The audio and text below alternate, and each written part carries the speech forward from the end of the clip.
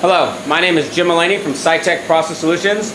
Today is Friday, January 29th, 2016. Hope everyone had a nice New Year's.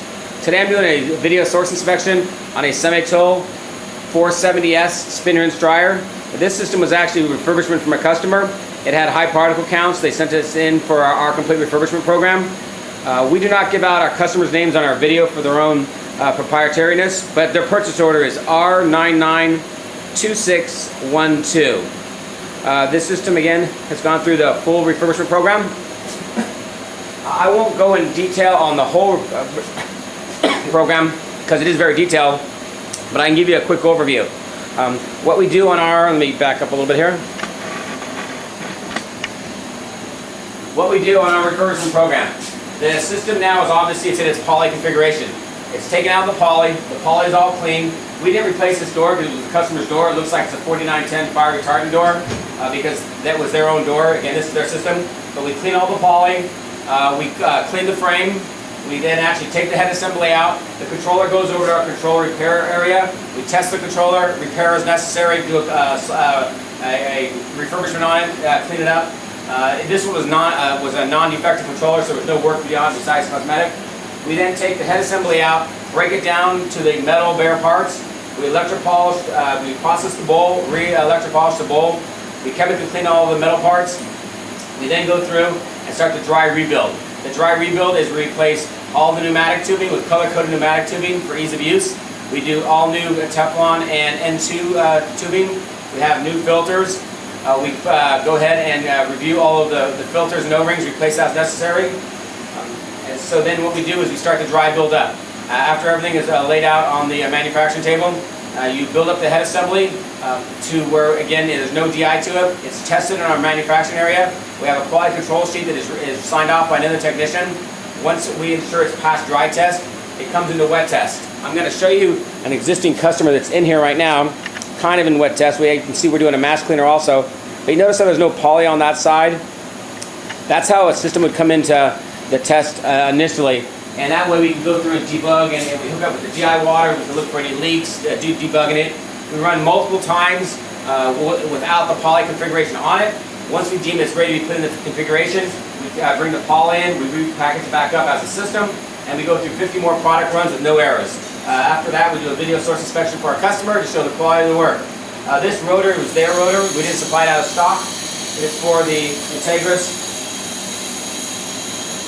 A194 60 MB cassette. You can see quick disconnect single bowl.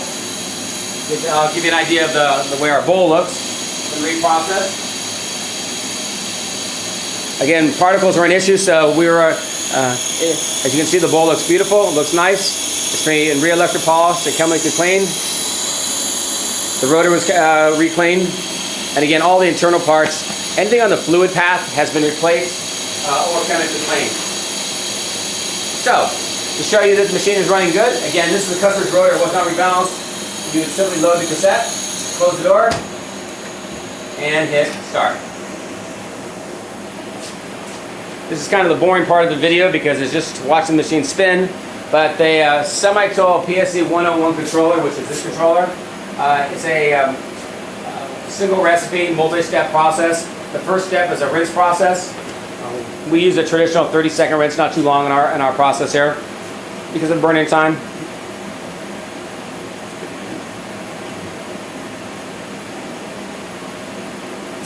We now go into purge. What the purge cycle is for is that flows N2 through the GI manifold to make sure no water is trapped inside of the water, so it doesn't drip out of the spray nozzles. Then we go into dry 1. This system obviously does not have resistivity.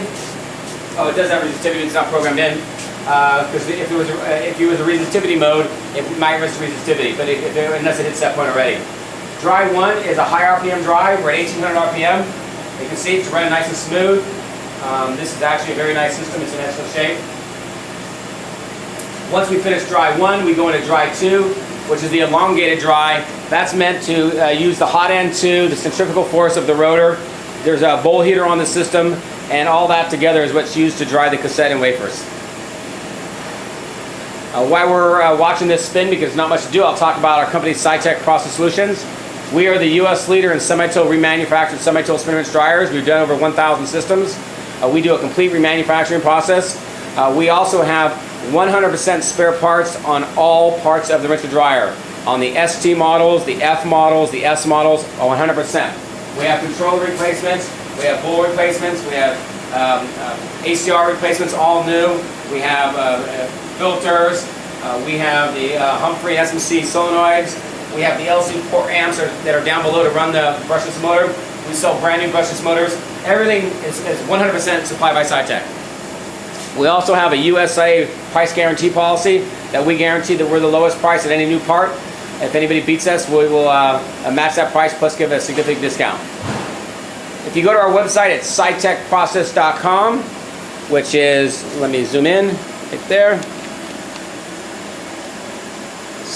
www.sitekprocess.com, there's our phone number. You can go to our website and you'll notice on the left-hand side we have different buttons you can select. Those button links, the first 7 are for Semitool spin rinse dryer parts. We have the actual systems themselves, and we also have all the spare parts. It makes it very easy. We also have most of the cross-references of past OEM part numbers in our system, so you can actually go to our search box, put in your appropriate Semitool or other vendor part number, and bring up the Sitek replacement part for this system. And when you go to our website, you'll also notice we do quite a lot of other front-end semiconductor processing tools. We do a lot of metrology tools, photolithography equipment, we do photoresist pumps, we do IDI, Cyborg, Millipore, etc. We do the particle counters, the 10-core KLA systems, we do profilometers. We do quite a lot of nanometrics tools, thin film measurement systems. One of our, 2 of our real emerging product lines is right there. We do the Integris box washers. We have a dedicated manufacturing site there. That's an 8,000 now in final test. But we do about 4 to 6 box washers a year, and we do quite a lot of substrate and mask cleaners. There's pretty much always one in final test here. You can see that one over there. We do the Ultra T, K&S, Ultra Tech, and so forth. So, but on our website you can see all the different links. We also have a full line of microscopes, high and low profile, high-powered and low-power microscopes. And you'll see a link on our brand new low-power stereo zooms and so forth. So going to our website is a good place to get a nice overview of what we do. Back this up a little bit. And now we're going to talk about dry tube. Dry tube is the last step. It's an elongated dry. We still have 95 seconds. It's low RPM, 600. What customers can run in the manual between 500 and 900. It all depends. What you'll find with the Semitool rotors, or any manufactured rotors, there's always a harmonic where the rotor runs bad. It's usually 2 harmonics. One between 900 and 1100, and the second harmonic's usually between 14 and 1500 RPM. That's where you don't want the process to be at. If you spin by the harmonic, the machine runs great, but if you set the RPM on the bad harmonic, which every rotor is a little bit different, the machine doesn't run as good. 600 is always good dry and rinse. This thing is so quiet, you can't even hear it running. Also on the back, so you go. On the back left side, we have the Sitek serial tag we put on there. It's a model 470S, SRD number 00911. Date of manufacturing is January 2016. It's got our W stuff. We also have a sticker on the left side. It says this equipment is fully supported by Sitek Process Solutions, 100% spare parts. So any technician that looks in the back here understands what we do and knows what the serial number, the manufacturing date, and our support URL is. Okay, so when this goes to 0, the RPMs slow down. On a 101 controller, when it hits 70 RPM, the rotor stop positioner, which is called an RSP, fires. It goes against the cam assembly and uprights, which we call the home positions. You'll see it uprights the wafers to 12 o'clock. After about, there you go, you heard it, it's pretty quick. So if I just heard it, now it'll take about 10 seconds, and I'll hear it, there, I just heard the door release. That's the seal here. This bowl seal inflates, and seal go along the inside, and when I hear it deflate, it can open up. So what I like to check for, on and 2. Okay, on 2. I like to check the wafers. Feel the cassette. It looks good. This one's in excellent shape.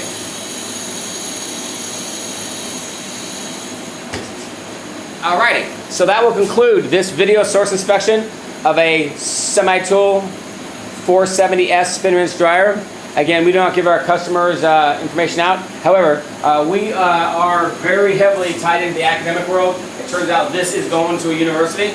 We do quite a lot of work with universities. It's one of our main product lines. Universities tend to have limited budgets. They would like to be able to buy new equipment all the time, but a lot of times they can buy fully refurbished equipment or have reconditioned equipment done. So that's where this system is going. We ship to universities basically pretty much every month, if not every week.